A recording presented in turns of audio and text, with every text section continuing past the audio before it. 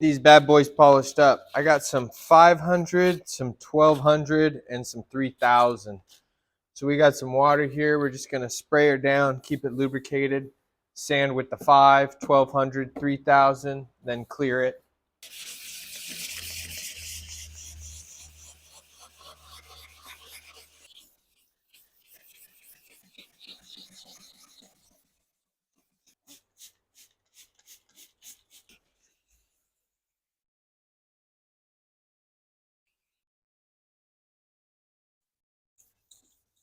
Okay, now we'll bump to the 3000.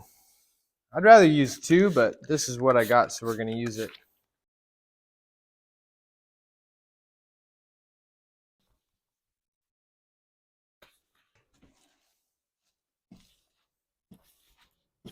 Now it's okay that it's hazy. I might buff it, but the clear coat will take all that haze out of it. We're not done yet.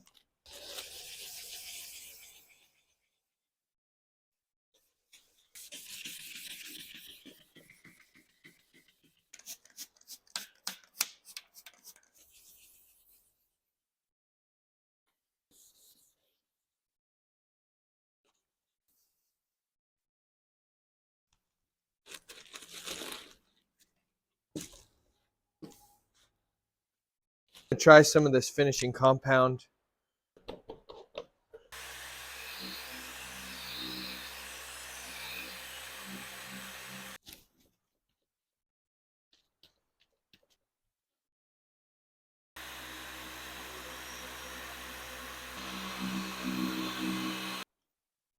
Got a couple water spots underneath the glass, underneath the lens, but that's no big deal. Next step, you need some pickled asparagus. Just kidding, I got isopropyl alcohol in here. I think it's 70%.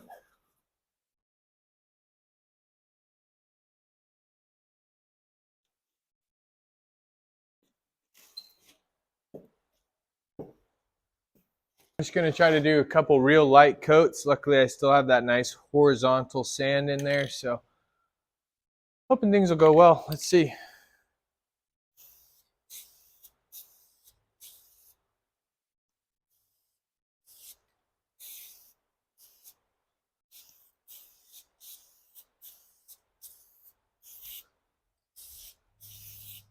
These lenses are starting to look real good.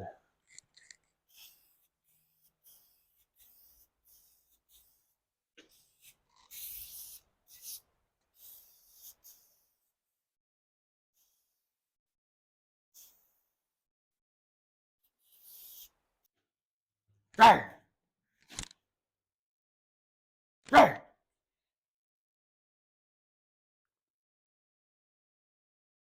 Need to get this rear seat cleaned up, so we're going to use some of this Griot's Garage 3-in-1 leather spray.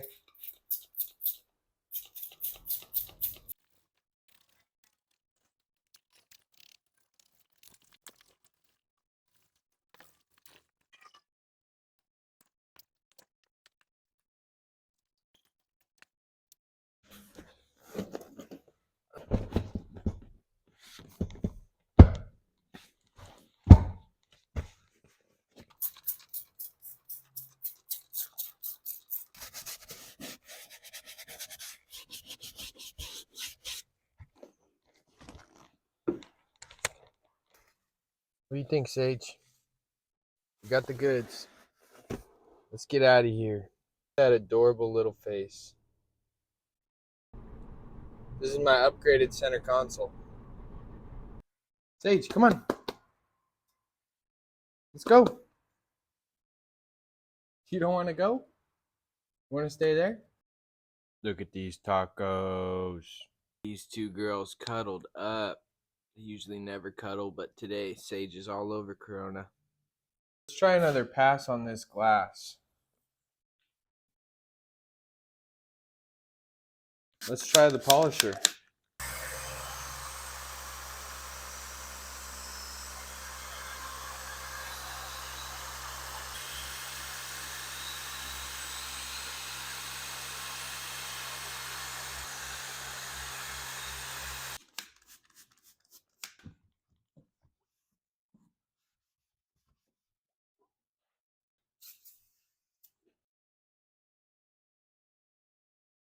Oh, that worked pretty good. We still have just a little bit of mineral up there in that top corner.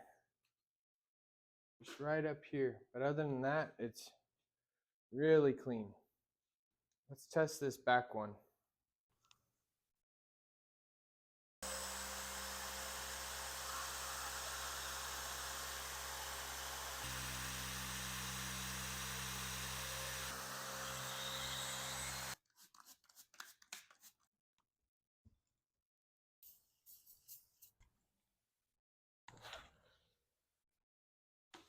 Hey, that polisher did the trick. Front windshield needs it real bad too, but this back glass could also use some love, so.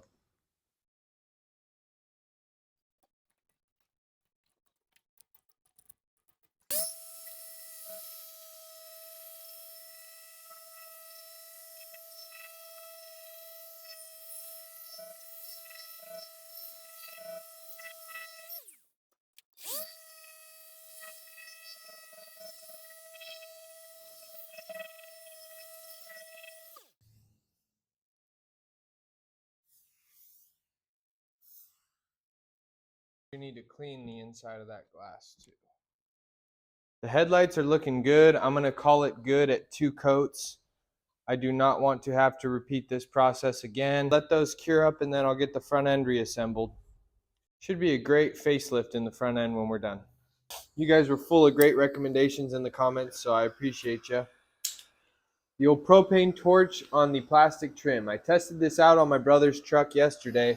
It worked great. I haven't done it yet prior to that, but you just got to be fragile with the paint here.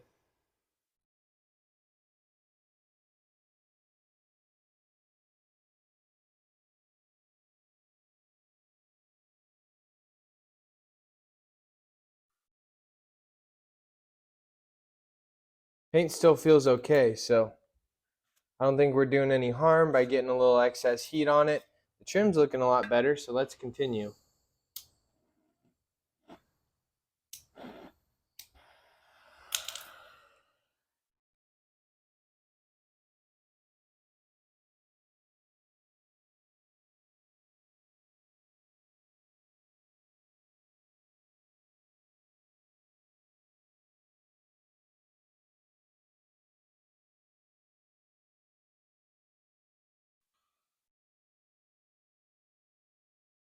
It works. It's sketchy, but it works.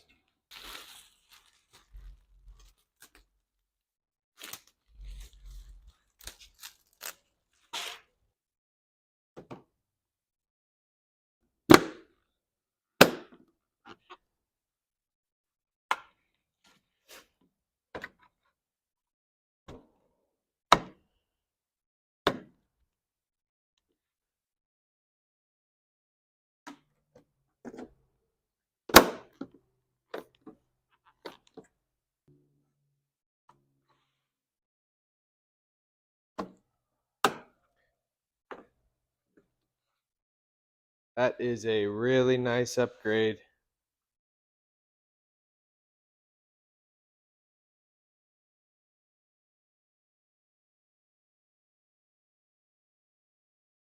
Sage and I just got back from the parts store. Freight finally came in with the break in the weather. I was able to get a new INA AC tensioner as well as an ambient temp sensor. So let's get started and get these things installed.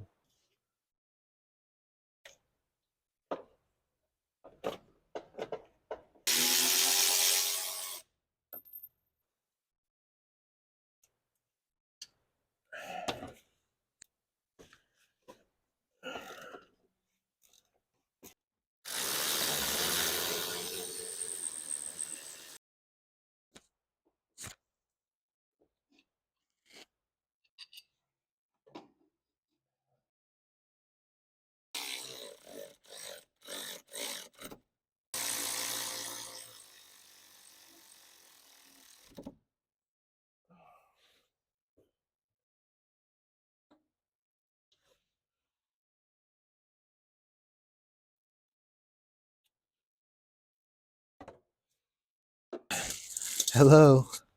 Hi. So for this temp sensor, everybody ends up ripping out these fender liners. It's because of poor driving, running over parking curbs, stuff like that. So this one's missing, but the harness looks like it's still intact. All I'm going to do is just connect a new ambient temp sensor, and then we're just going to zip tie this up out of the way. I'm just going to zip tie it onto the harness for the fog light. Well, let's see if I fix that belt squeak on this cold start or if I look like a fool.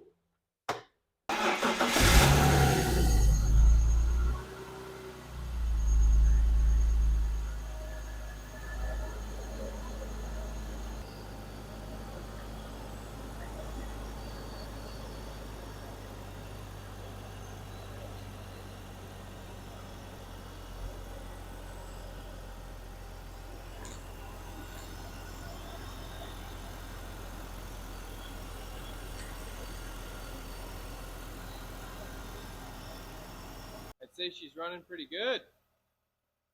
Still got a light chirp, but honestly, I don't know where it's coming from. And I cannot keep stalling progress in order to chase it down. So we're gonna call it good as is.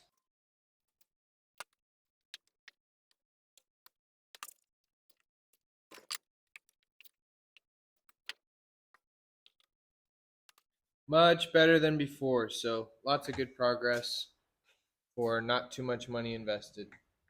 What do you think? Pretty slick. So I got the sunroof cover in. It's this interior was like reupholstered or something. It has a really thick headliner on it compared to the one that I received from Andrew. It's also different than the 2002 that I have. However, we were able to get it in. So shout out to Andrew again. Thanks for shipping me that sunroof cover, dude. Really appreciate it. We have temperature again. Success. Guys, we are all clear. All these little circles up here are the individual monitors inside the engine computer. They each need to go through their own individual check in order to give you this green light up here and to make sure you have no stored codes or no pending codes. So we are all good to go and we're green. I'm going to do some work on getting the rest of the interior detailed and we're going to get her smog today, hopefully.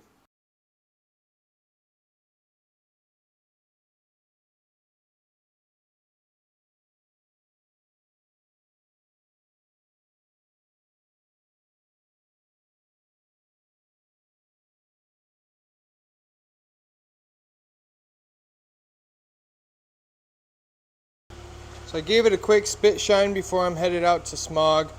The passenger front seat is probably the worst of all. It's got a little bit of a tear right there, one little bit right here, a little bit bent down there, just some general cracking. Could use some seat dye. It's still fully functional and works really well. It's still plenty comfortable, although just aesthetically it could use a little bit of work. The shifter boot is cracking a little bit right here. The trim is cracking a little bit like here, but no big deal. The kick panel's looking good, side seat controls are looking good, the carpet is really clean, and the door panel is all complete. One little crack on the trim right there. The rear right is also good, door panel is all complete. One tiny little nick in the door panel right there. The back seat, same story as the front right passenger. It's a little bit worn right here, a little bit on the sides. I conditioned it, it's just really dry and it could use a dye. The back seat is in really good condition with the exception of these two stitches right here. They're just sun-baked, so they're starting to separate. You may be able to re-stitch them. The C-pillar is still there and intact, although it is starting to get a little bit soggy. The B-pillar is also there, intact as well. A little bit of looseness on the felt. Back of the seat is all complete. No tears, no scuffs, no rips. A little bit of wear on the rear center console. Just some scuffs and scratches, but carpet is really clean and all complete as well. The trunk is complete. It could use a detail on the back. There's the old sunroof cover with the broken clips. The old rear left C-pillar cover with broken clips. But other than that, the whole trunk is complete and it has a whole complete toolbox as well. Rear left door panel is all there. No scuffs, no damages on this one. The trim is also uncracked as well. The kick panel down here is all complete. It is cracked right here, so it is broken a little bit. The bottom seat is still pretty clean as well. It just needs a dye, like I was saying. And the back seat is nice and complete too. The only issue in this rear left is that this rear C-pillar is missing, but that's an easy enough fix. And onto the driver door. The driver door is really clean. No issues there, all complete, fully functional. The driver's side seat is missing the button. I have it, however the clips are broken, so it does need refreshing. The kick panel is in good shape. This is in good shape. Down here the footrest is still complete, not cracked or broken. Carpet is really clean. I haven't even conditioned this seat recently, but it is the best of the front two seats, that's for sure. Just a little bit of cracking there. A little bit of wear on the stitching, but no big deal. And the seat bolster is starting to peel up a little bit right here, but you can hardly notice. It's not really any big deal. And then just some wear on the steering wheel right here and right up here a little bit. And for the center console assembly, everything is complete. Everything is there and functional. Just a little bit of cracking here on the boot, and then some of the traditional wear you'll see on these E46s. This plastic getting worn down, little stuff like that. But all in all, it is clean and complete and not broken. One small little chip right there. I'm gonna go run out to the Smog shop, get this thing smogged up, and then maybe we'll tinker on it a little bit more when I get back. Wish me luck. She is driving buttery smooth.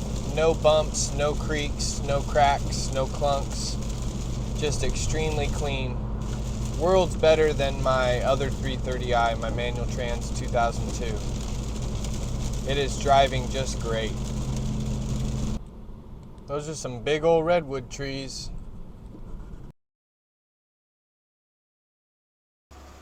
She is driving great. She looks great. That front end is looking beautiful. The paint is looking beautiful. The water's beading off nicely. I got it registered. The title is on its way. I was driving home. I bumped it up to about 80 miles an hour. The RPM slipped a couple hundred RPM and boom. Check engine light. The torque converter performance code is back. There she is. Torque converter clutch solenoid circuit performance. Torque converter performance code. So when I first bought this car, it was overheated, the water pipes were broken, and the cooling system was completely wide open, and it had that torque converter performance code stored in the computer when I first checked the codes.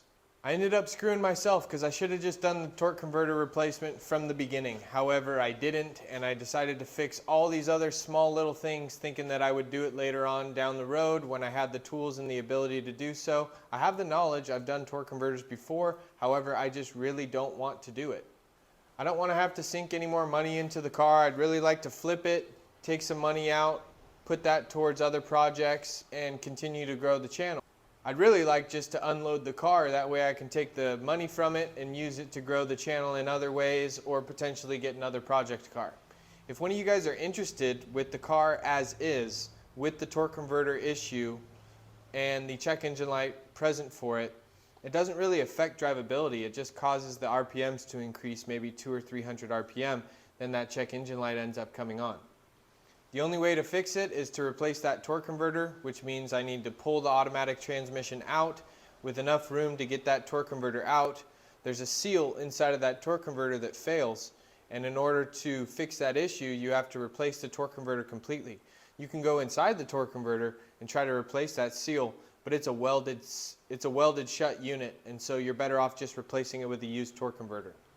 I've put a lot of time and a lot of money into this car already. It looks beautiful, it's driving beautifully. I just don't really have the energy or the motivation to want to get that torque converter done.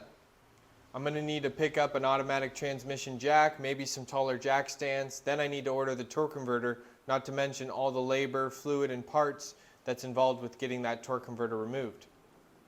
If the torque converter is replaced, this car is good to go for 300,000 plus miles. As of right now, it's good to go for probably another 50K. You can drive with these torque converter issues It's just going to throw a check engine light and be a bother on the dash. I'd be willing to sell the car as is right now for like $5,000 if someone wanted it, and then they can do the torque converter themselves. Or if nobody wants it with the current torque converter issue, I'm going to have to do it myself in order to get it sold on the local market. So I'm probably going to wrap that video up here. My back is killing me. I need to go get a massage. I need to hit the hot tub. I need to do a little bit of rest and repair on myself. However, I wanted to leave you guys with a little bit of information as far as the car. Now, I did get it Smog today. I did get that registration completed. I should have the title here in a couple of weeks, and then once I do have the title, I will be able to sell it. However, I just wanted to vent to you guys real quick, catch you up on exactly what my conundrum is with this car. That check engine light is on and it is present for that torque converter performance.